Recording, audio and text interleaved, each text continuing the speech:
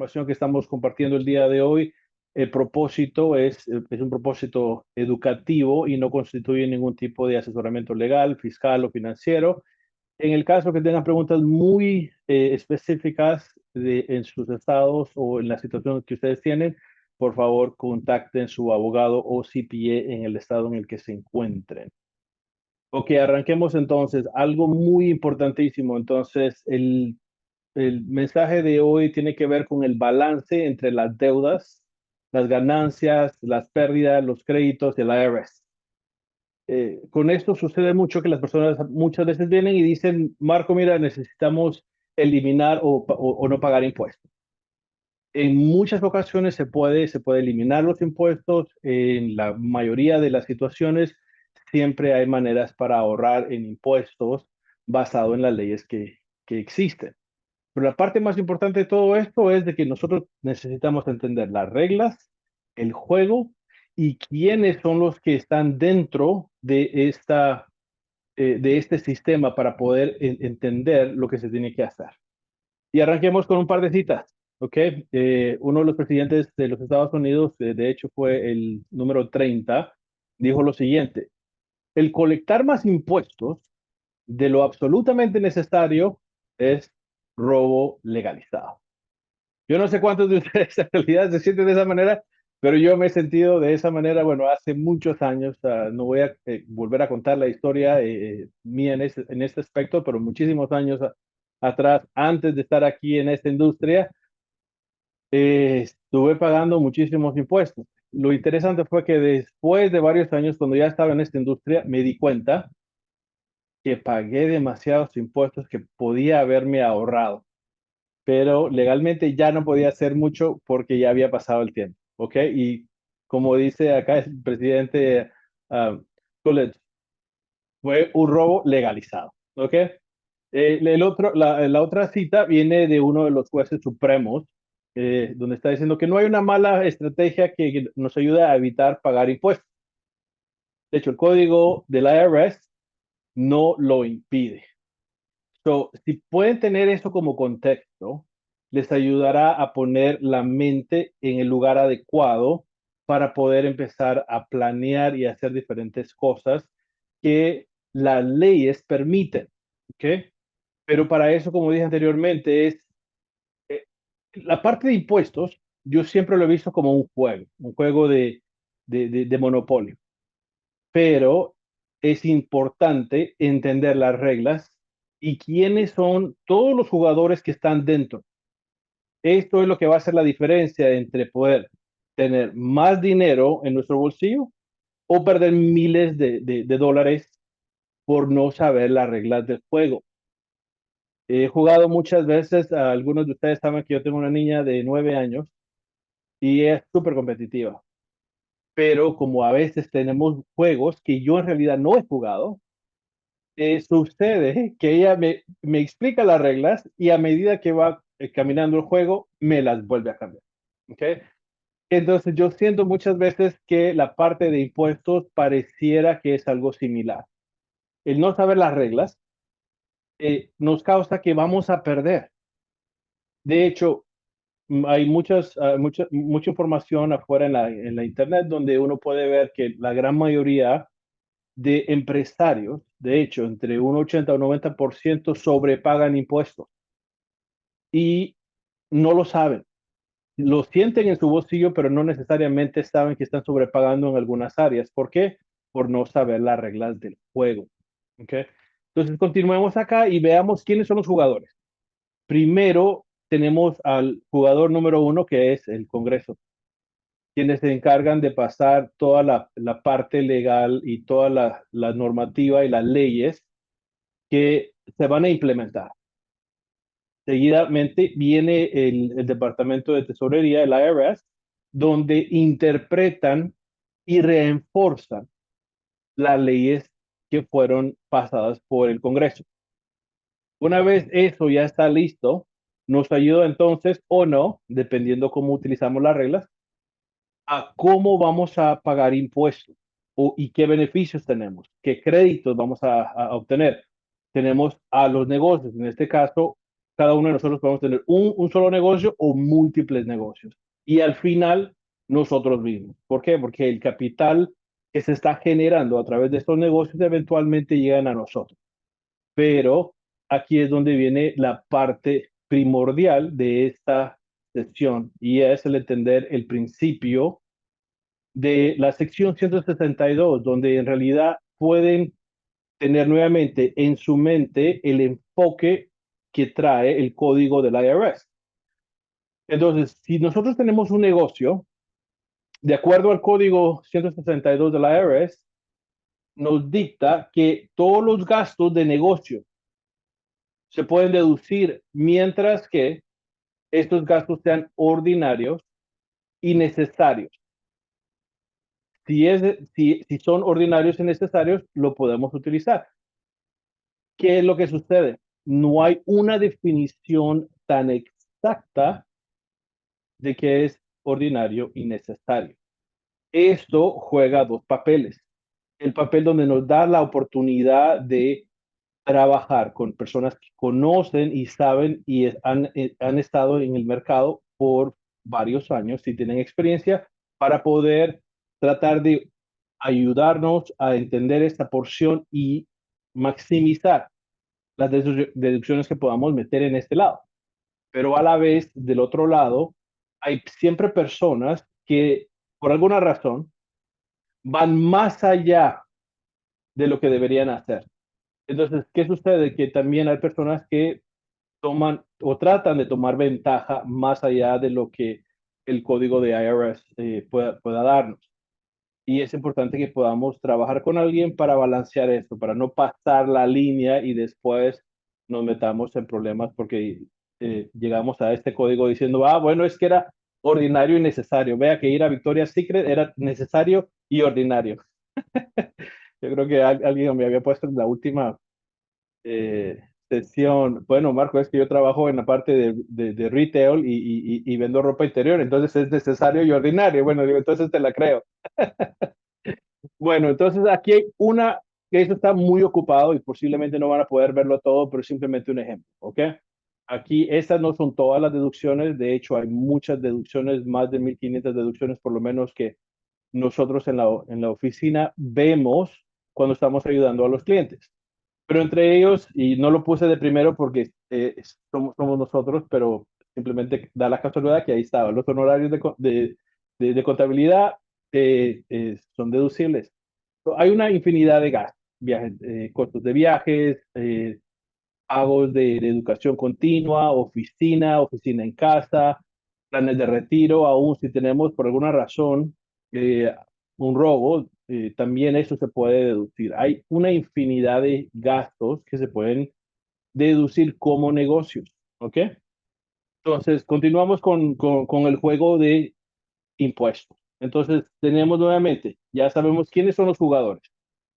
Ahora, una vez que nosotros hemos implementado la mayoría de las deducciones que nos permite la IRS, entonces es posible que todavía nos quede un ingreso positivo en nuestras empresas. Si nuestras empresas en este punto son empresas tales como una LLC, una S Corp o un dueño único, es decir, como un contratista que trabaja por su propia parte, todas estas estructuras al final pasan el ingreso o las pérdidas directamente a uno como individuo. Entonces vamos a ver, tenemos el negocio que está pasando el ingreso a nosotros como individuo. Basado en lo que generamos, entonces el IRS tiene unas métricas, unas tablas donde nos dice específicamente cuánto debemos de pagar basado en estos ingresos. Entonces, si tenemos que pagar algo, entonces ya una vez que llega a nosotros por las empresas, se lo pasamos al IRS la porción que le corresponde. Esas son en general el proceso o la regla. Pero antes de pasárselo al IRS, todavía tenemos algo adicional que nosotros tenemos que hacer. Los negocios ya pasaron por hacer todas sus deducciones. Ahora continúa la parte de impuestos y otras cosas que podemos aplicar directamente a nuestra planilla de impuestos personal. Entonces, ¿qué es lo que sucede? Si ven, por ejemplo, el bucket, no sé cómo se llama, el botecito que está arriba con donde dice income, el dinero que les está llegando, hagan de El cuenta balde. el balde. Eso es, gracias. Entonces tenemos ahí que el ingreso está entrando. ¿Qué es lo que sucede? Entre más ingreso tenemos, más vamos a pagar en impuestos, ¿no? Entonces, ya hicimos todo lo que teníamos que hacer del lado de las empresas, entonces ahora vamos al lado nuestro, donde empezamos a aplicar otras estrategias adicionales, estrategias que nos ayudan a no pagar impuestos, es decir, podemos recibir ciertos ingresos que no van a pagar impuestos, otras que tienen unos beneficios muy específicos por el IRS que nos ayuda a reducir ese costo de impuestos. También podemos utilizar y maximizar los planes de retiro, donde se puede diferir la porción de impuestos que potencialmente se tenía que pagar.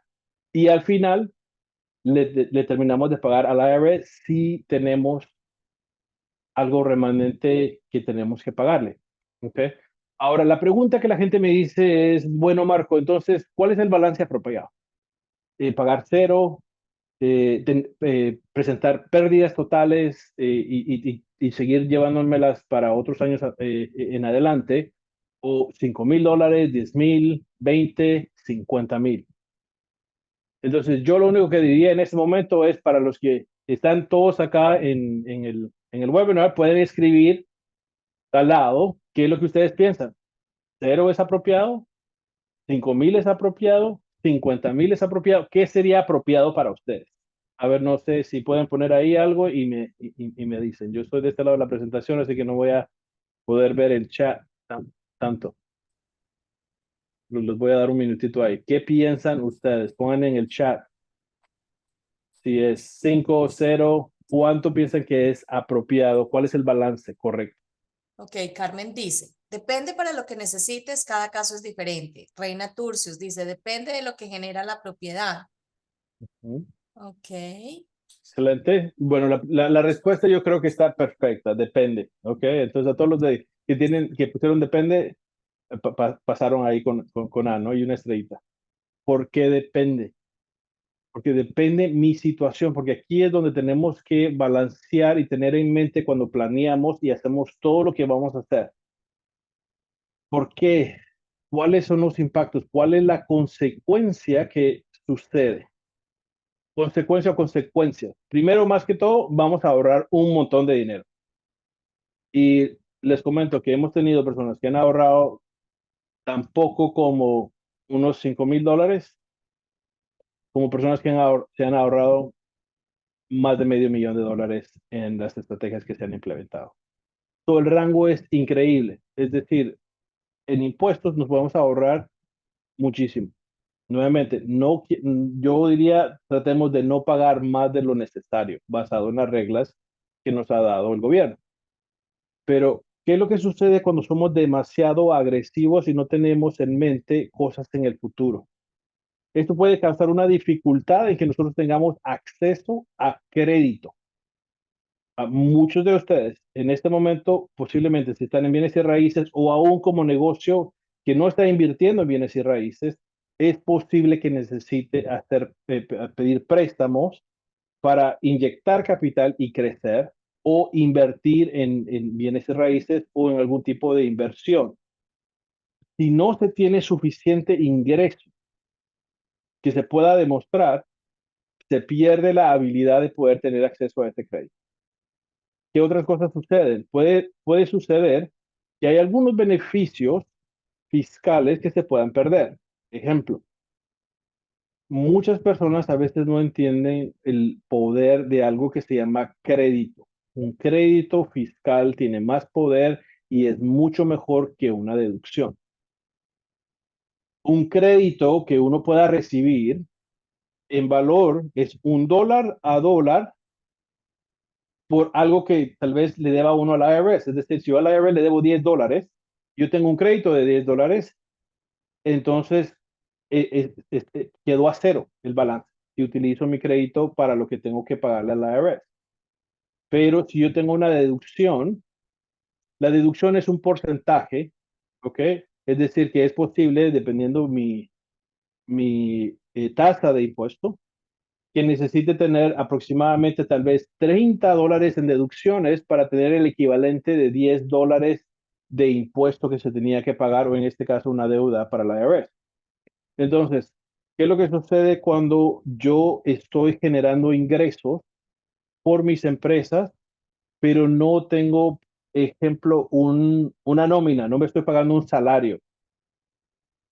Hay razones por las que pagamos salario y otras donde tenemos que balancear cuánto nos estamos pagando de salario para asegurarnos que no estamos sobrepagando. Pero el hecho de tener una nómina y recibir ingresos como empleado nos da unos créditos. Este crédito es conocido como el Earned Income Credit, un crédito por trabajar. Este crédito nos beneficia muchísimo. Lo otro es el crédito por niños. Y hay una infinidad de créditos, también créditos educativos, créditos por algún tipo de inversión en algo novedoso. Entonces, estos créditos son muy importantes. ¿Qué sucede cuando somos muy agresivos en, en la parte impositiva? Podemos bajar demasiado el ingreso donde no podemos calificar para estos créditos. Y muchas personas a veces no saben esto y dicen simplemente llévame al punto de pagar cero, aquí está toda la información. Y nuevamente, la pregunta ¿es cero lo más importante? Porque nuevamente hay créditos que podemos utilizar como beneficio y otro es de que podemos todavía continuar teniendo la habilidad de poder conseguir préstamos. Lo otro también es que podemos tener dificultades en tratar de vender nuestro negocio. Es decir, si estamos creando un negocio que eventualmente queremos vender, ¿quién va a querer comprar un negocio que no muestre que hay suficientes ingresos o tiene un valor que, que sea como muy ah, apetecible para otra persona comprarlo? Y nuevamente también para nosotros tratar de subir el valor del negocio para poder sacar las ganancias lo más que se pueda. Entonces, con esto básicamente lo que queremos hacer es lo siguiente. Recuérdense que estrategias fiscales hay muchísimas. Y el poder entender, primero, y aquí está yo creo que una de las preguntas muy importantes que cada uno de nosotros nos tenemos que hacer es, ¿cuánto dinero necesito anualmente para mantener mi estado de vida? ¿Cómo me voy a sentir yo cómodo en lo que tiene que ver con mi ingreso? Entonces, basado en esto, empezamos a ver, ok, ¿cómo podemos llegar a esa meta?